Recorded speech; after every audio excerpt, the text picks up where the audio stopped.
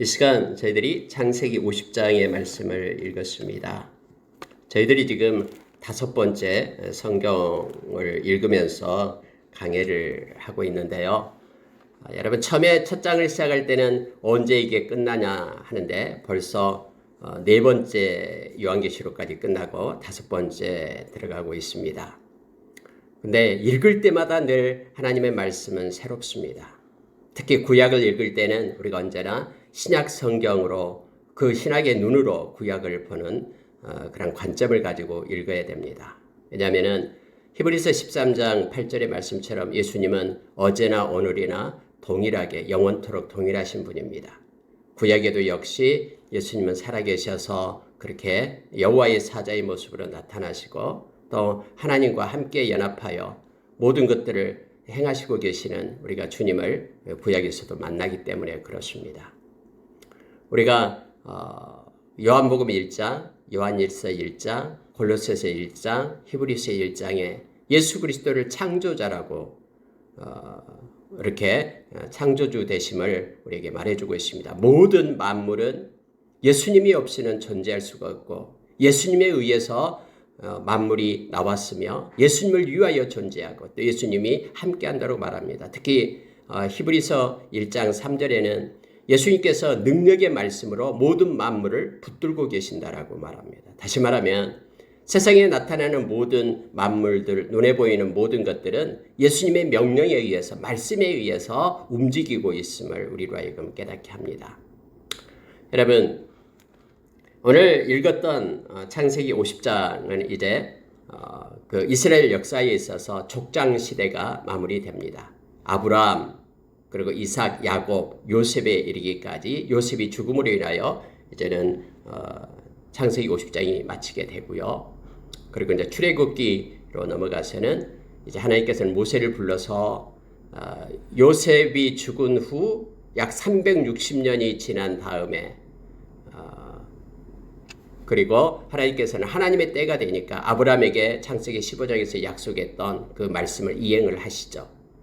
고센 땅에서 이렇게 왕성해지고 또 많이 생육했던 이스라엘 백성이 이제 가나안 땅을 향하여 다시 나오게 됨을 출애굽기에서 엑소더스로 우리에게 알려주고 있습니다. 오늘 여러분 창세기가 마지막으로 쓰여진 이 내용 가운데서 중요한 것들이 있습니다. 이 말씀을 잠깐 묵상하고 우리가 기도하기를 원합니다. 요셉이 여러분 1장에 보니까 그 죽은 그런 아버지 야곱에게 얼굴을 굽으리며 울고 입 맞추고 이제는 장사 지내는 장면이 나오고 있습니다. 창세기 49장에서 야곱은 이제 죽을 때가 되었을 때에 임종 때에 모든 아들들을 불러서 그들을 다 축복을 합니다. 그리고 나서 축복이 끝나자마자 이제는 하나님께서 부르셨다라고 성경 말해주고 있죠. 모든 사람이 다 가는 그곳.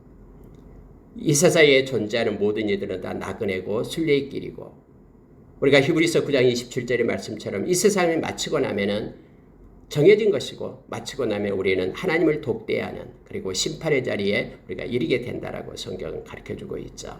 모든 것을 결산을 합니다. 왜냐하면 우리 것이 아니기 때문에 우리에게서 난 것은 아무것도 없거든요. 그래서 하나님 우리에게 주신 모든 것들은 하나님 앞에서 결산할 때가 있다라고 마태복음 25장에서 예수님께서 그렇게 가르쳐 주었거든요. 자 여러분 이제는 장사를 하게 되는데 자 50장에서 향으로 이렇게 철이 안 쳐도 방부제를 하는데 40일이 걸렸고요.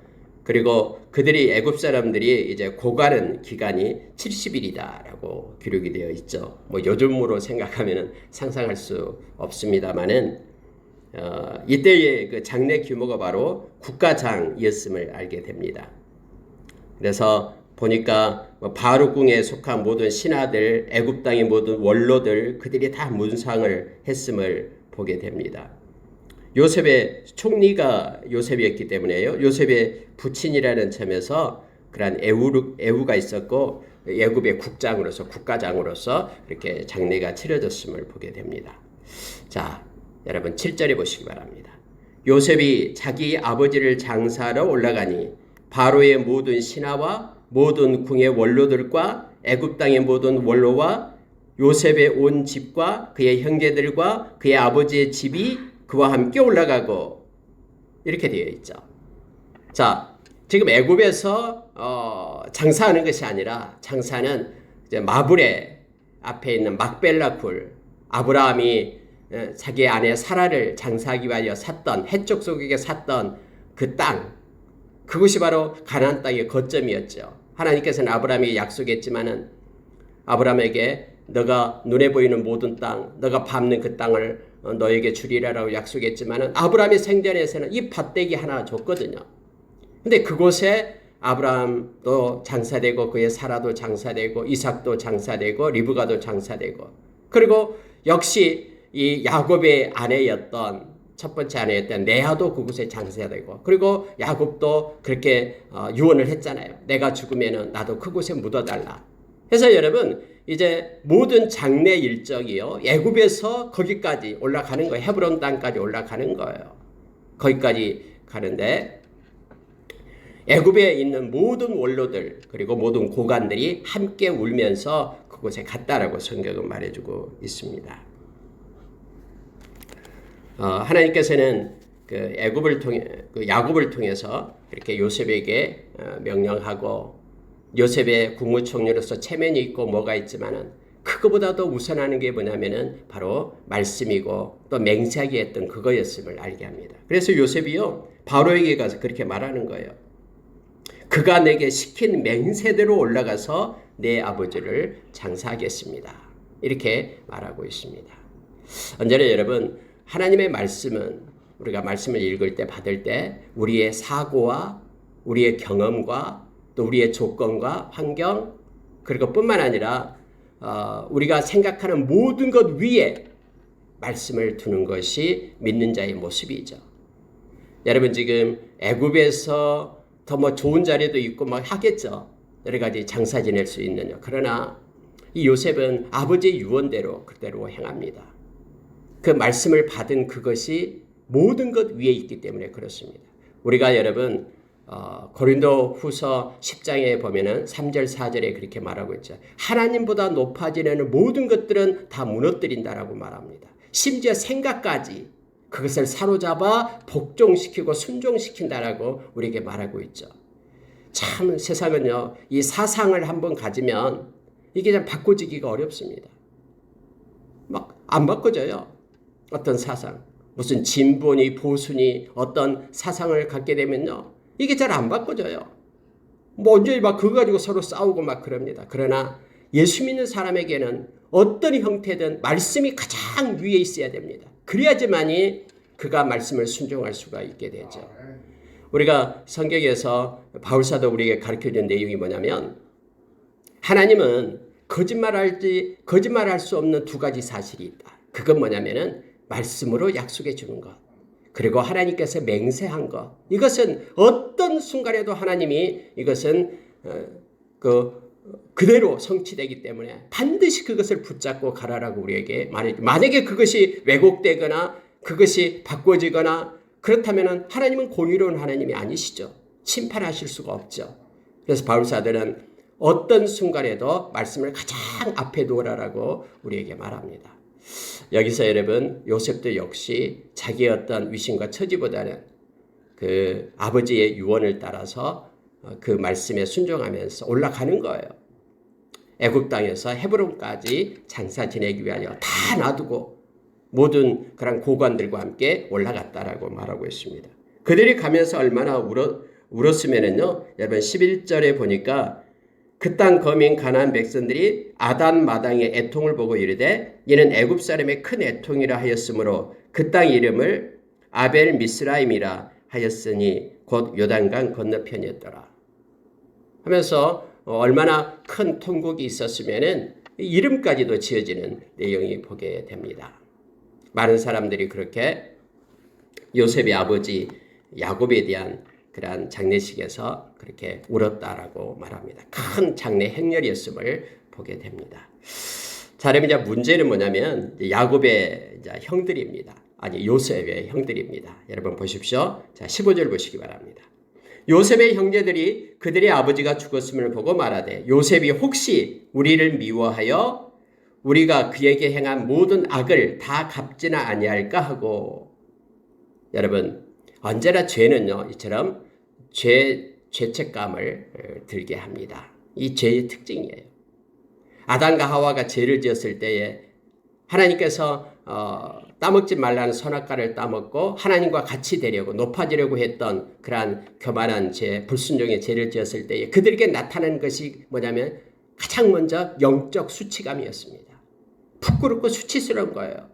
그래서 막 그 무화과나무로 잎으로 이렇게 치마를 만들고 가리고 하잖아요. 하나님께서 이렇게 거니는 소리가 들리니까 막 숨잖아요. 나무 속으로요.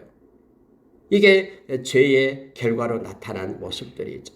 이 죄책감이에요. 이 죄책감은요, 어디 가지 않습니다. 여러분, 형제들이요, 지금 아버지가 또 죽으니까 그 전에 자기들이 이렇게 공모해가지고 요셉을 팔아넘겼던 그런 죄책감이 마음 가운데 있는 거예요. 여러분, 이전에도 마찬가지였잖아요. 이전에도 요셉을 만나서 시몬을 갖다가 그렇게 오겠다 가두니까 그들이 요셉이 히브리 말을 모르는 줄 알고 막 자기들끼리 싸우잖아요. 그때 요셉이 우리에게 액을 하는데 그의 마음을 우리가 알아주지 않아가지고 이렇게 큰 죄를 받는다라고 말하잖아요. 언제나 여러분, 죄는요, 이처럼 청산되지 않는다 그러면, 죄 문제가 완전히 해결되지 않는다 그러면 언제나 죄책감 속에 시달리게 되어 있어요. 그래서 악한 사탄은 우리로 하여금 죄의 종이 되게 해가지고 이 죄책감을 가지고 살게끔 해요. 그러나 예수 그리스도의 보혈은요, 그 보혈을 우리가 찬양했습니다만 보혈을 힘입고 우리가 회개한다 그러면은 우리의 죄는 없던 것처럼 하나님께서 지워주시겠다고 약속하셨습니다. 모든 죄를 사하시며 모든 불의에서 우리를 깨끗게 하실 것이요, 요한일서 1장 9절에서 우리에게 약속해 줍니다. 심지어 여러분, 우리의 양심에까지 깨끗하게 하사 히브리서 9장 14절에서 우리가 하나님을 잘 섬길 수 있도록 하는 것이 예수님의 보혈이다라고 말합니다. 여러분, 베드로전서 1장 2절에서는요, 저와 여러분을 하나님께서 택해서 불러주신 이유가 예수님의 보혈, 예수님의 피 뿌림을 주기 위하여, 성령으로 거룩하게 함으로 인하여 순종함을 주기 위하여 우리를 불렀다라고 말하죠. 그래서 우리가 예수 믿고 가장 큰 은혜를 받은 것이 바로 죄사함의 은혜를 받은 거예요. 히브리서 2장에서 우리가 죄로부터 해방되어서 죽음의 그러한 고통으로부터, 죽음의 두려움으로부터 우리를 해방시켰다라고 성경에 말해주고 있잖아요. 죄의 싹은 사망이기 때문에요. 여전히 여러분요, 이 요셉의 형제들은 혹시 요셉이 마음이 변해가지고 옛날에 우리의 죄를 물어가지고 우리에게 우리의 악을 다 갚으면 어쩔까? 그러면서 그들이 또 이제 생각해내는 것이 뭐냐면은 아버지를 핑계대서 이렇게 거짓을 또 말하는 거예요. 요셉한테 가서 그렇게 말합니다. 자, 17절 보시기 바랍니다. 16절요. 요셉에게 말을 전하여 이르되 당신의 아버지가 즉 야곱이 돌아가시기 전에 명령하여 이르시기를 너희는 이같이 요셉에게 이르라 내 형들이 내게 악을 행하였을지라도 이제 바라건대 그들의 허물과 죄를 용서하라 하셨나니 당신 아버지의 하나님의 종들은 우리 죄를 이제 용서하소서.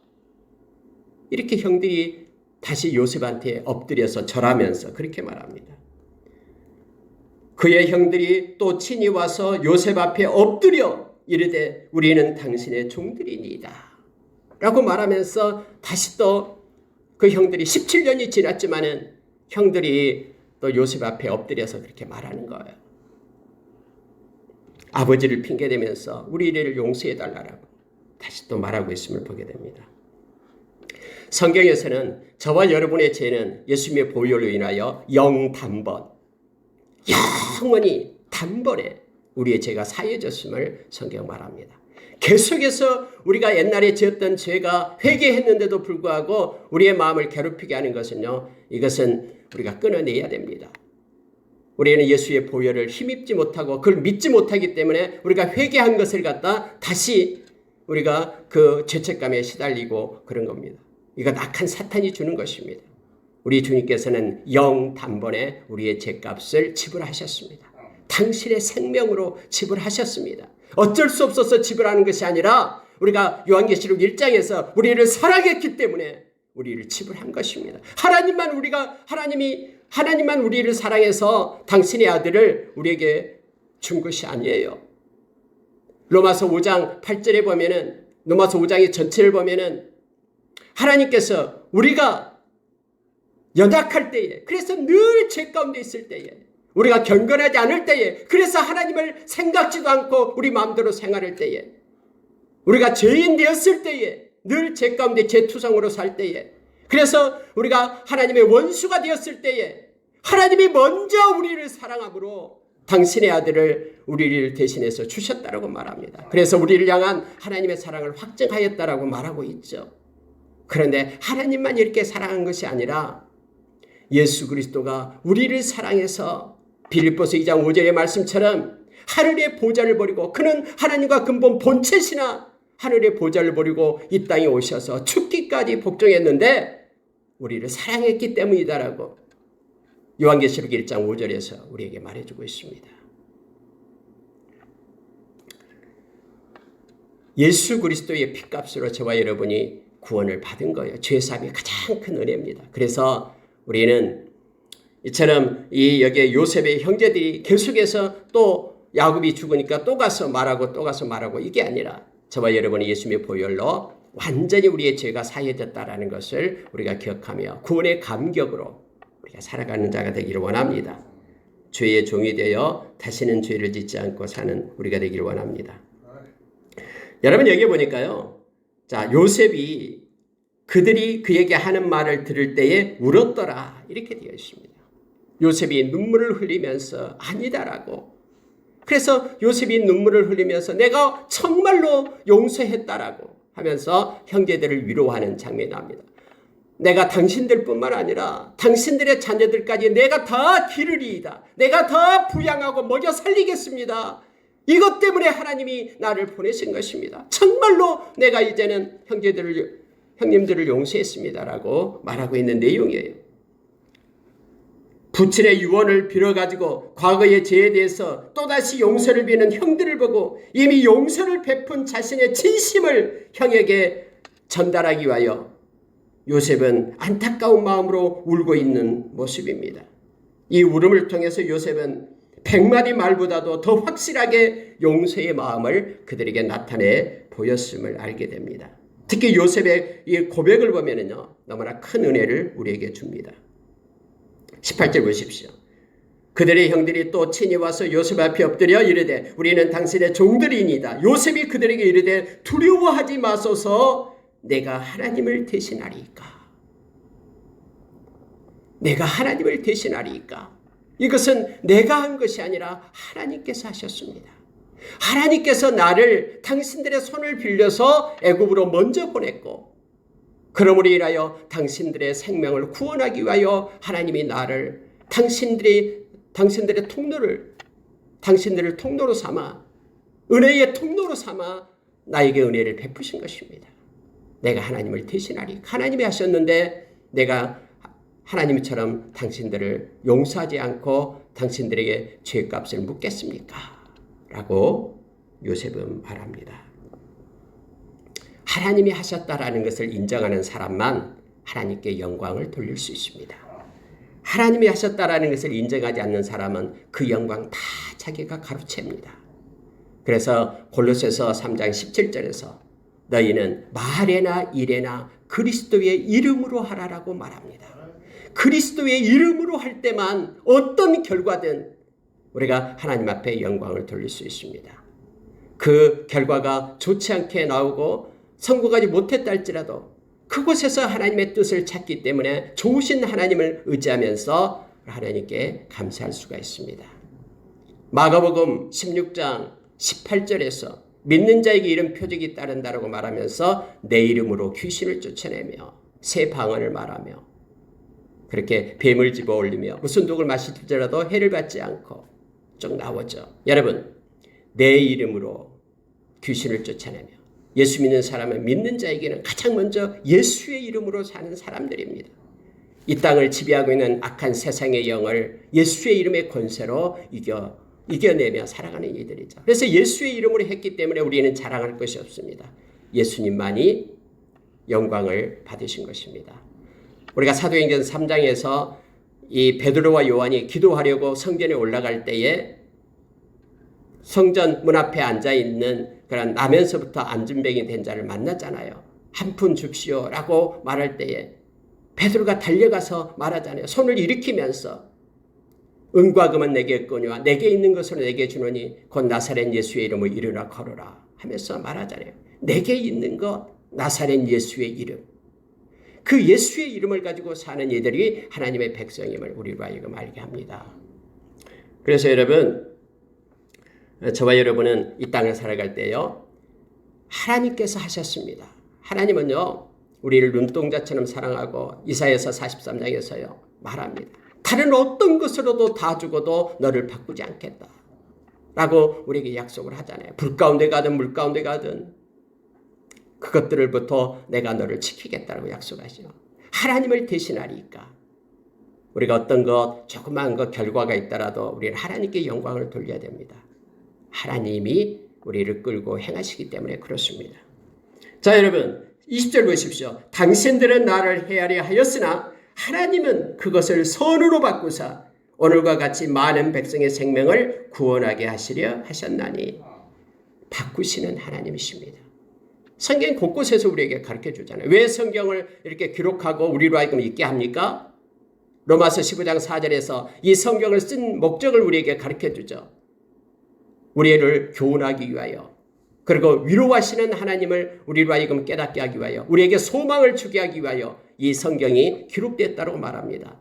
고린도전서 10장에서도 성경 기록한 이유를 말합니다. 우리를 교훈하고 하나님께서는 살아계시며 이처럼 하나님이 행하신 것처럼 지금 너희들에게도 행하시는 하나님을 보라라고 말하는 거예요. 하나님은 바꾸십니다. 아무리 우리를 위하여 저주를 퍼붓는다 해도 그 저주가 우리에게 도달하지 않습니다. 아무리 발락이 이렇게 발람을 통해서 이스라엘 백성을 저주하게 해도 그 저주를 바꾸어 축복으로 바꾸신 분이 하나님이십니다. 지금 요셉이 고백하고 있는 것이 그거예요. 당신들은 나를 팔았으나 하나님은 그걸 바꾸어 가지고 하나님은 일을 행하셨습니다. 에레미야서 33장 2절에서 하나님은 일을 행하시는 하나님, 만들어 성취하시는 그 하나님이라고 표현합니다. 우리 하나님은 모든 것을 행하십니다. 바꾸십니다. 다 우리에게 좋은 것들로 하나님께서는 그렇게 합력하여 선을 이루신 분이 우리 하나님이심을 우리가 기억하기를 원합니다. 때로는 우리에게 고난이 있다 해도 그 고난 하나님이 허락하신 것입니다. 그걸 통해서 하나님이 하시고자 하는 일이 있습니다. 그래서 베드로 사도는 베드로전서 5장 10절에서 그렇게 말합니다. 우리가 받은 것은 다 잠깐 고난이다. 그 잠깐 고난이 우리를 강하게 하고 우리를 온전하게 하고 우리를 굳건하게 하고 터를 견고하게 세운다라고 말합니다. 우리는 하나님의 나라에 들어갈 백성이, 우리를 하나님의 나라로 이끄실 하나님이 그렇게 하신다라고 베드로 사도는 말하고 있음을 보게 됩니다. 오늘 요셉은 하나님께서 그것을 선으로 바꾸사 오늘과 같은 결과를 내셨습니다 라고 고백합니다. 당신들은 두려워하지 마소서, 내가 당신들과 당신들의 자녀를 기르리이다 하고 그들을 간곡한 말로 위로하였더라 라고 성경은 기록합니다. 여러분, 하나님은 우리에게 늘 말합니다. 두려워하지 말라. 내가 한다. 저는 그 데살로니가전서 5장 24절의 말씀을 자주 묵상하고 늘 힘이 됩니다. 우리를 부르신 이는 미쁘시니 그가 또한 이루시리라. 우리를 불렀으면 부르신 분이 책임지십니다. 저와 여러분의 인생, 저와 여러분의 모든 것, 우리 인생 가운데 있는 크고 작은 일들, 모든 것 우리 주님이 책임지십니다. 그분께 맡겨라라고 말합니다. 그 믿음으로 우리가 살아가는 자 되기를 원합니다. 마지막으로 여러분, 이제 요셉이 죽는 장면이 나옵니다. 요셉이 110세를 살며 이렇게 되어 있습니다. 요셉이 형들보다 먼저 죽은 것 같아요. 여기 보니까요. 그 야곱이 147세에 죽었을 때에 요셉의 나이가 그때 56세 정도 된가요? 39세에 만났기 때문에 17년을 살았으니까는 56세에 야곱이 그때 56세에 죽고 그 후에 이제 110세를 살았으니까 약 54년간을 더 살다가 이제는 죽게 됩니다. 자, 여러분, 죽으면서 이렇게 말합니다. 24절 보십시오. 요셉이 그의 형제들에게 이르되 나는 죽을 것이나 하나님이 당신들을 돌보시고 당신들을 이 땅에서 인도하여 내사 아브라함과 이삭과 야곱에게 맹세하신 땅에 이르게 하시리라 하고 요셉이 그 얘기를 합니다. 우리는 이 땅에 나그네입니다. 그리고 애굽 땅이 하나님께서 우리에게 주신 땅이 아닙니다. 하나님의 때에 하나님께서 당신들을 돌보다가 하나님이 이제는 가나안 땅으로 인도하여 내실 겁니다. 이렇게 말합니다. 말씀처럼요. 그리고 여러분 알다시피 모세가 나올 때에 이 요셉의 유고를 가지고 나왔다라고 성경에 말하죠. 그러면서 왜냐하면 요셉이 부탁했기 때문에요. 하나님이 반드시 당신들을 돌보시리니 당신들은 여기서 내 해골을 메고 올라가겠다 하라. 약속하십시오. 그래서 그 후에 360년이 지난 다음에 이렇게 해골을 가지고 올라가게 되었음을 우리는 너무나 잘 압니다. 말씀을 마치겠습니다. 오늘 창세기 모세 오경 중 첫 번째 창세기를 마쳤습니다. 하나님께서는 예전이나 지금이나 또 영원히 여전히 살아계시고 이들과 함께했던 하나님은 동일하게 오늘 저와 여러분과 함께 하십니다. 하나님의 강한 손 편팔이 우리를 붙잡고 인도하실 것입니다. 오늘 요셉의 고백을 통해서 우리의 믿음의 고백이 요셉처럼 하나님 앞에 올려지기를 원합니다. 하나님 늘 함께해 주십시오. 하나님께서 우리의 인생을 책임져 주시고 이끌어 주십시오. 지금까지보다도 인생의 후반부를 아름답도록 사용해 주십시오. 하나님의 은혜 가운데 거하는 우리가 되게 해 주십시오. 라고 우리가 기도하며 오늘 하루도 하나님께 영광 돌리는 하루가 되기를 원합니다. 함께 기도하겠습니다.